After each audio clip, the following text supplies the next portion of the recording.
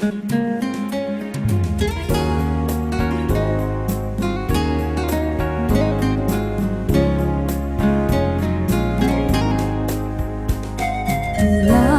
trở lại nun hi cả hay thlir về tangi cả lung lại ru cả na thế na cái này sino achating zom lovin Bible thu shilok hai suk dik tu a e thang lal palung oyati lalung ril ka thirin alung a oi zono kalvari tisen lu natura kan tlangkha tisen lu misulta dingaso iring zo venamo dinalpan amin don rinlo mi mit mo a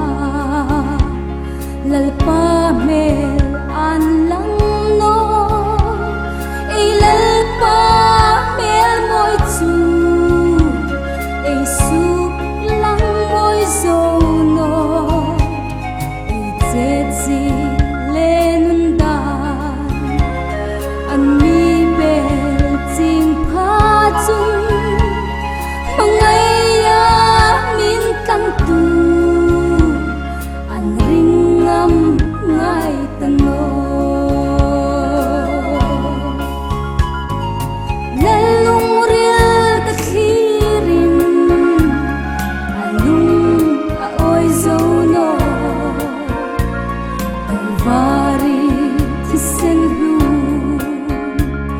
natura kan tlangkha kanaw pa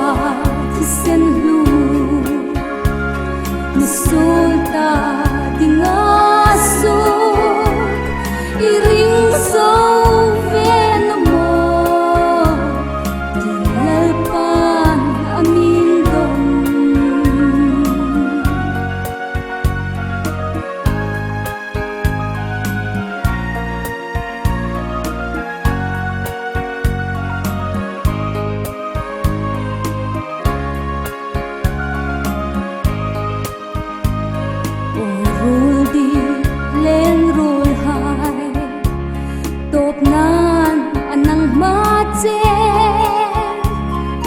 sim thar zai rela eilal pan lo mat se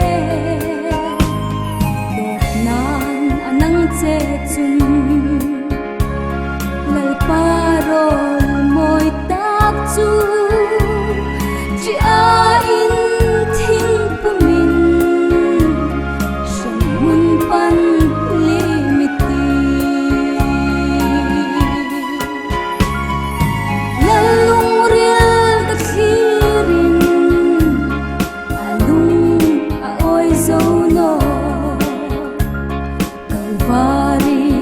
tisen lu natura kan tlangkha kanaw pa tisen lu misulta dinga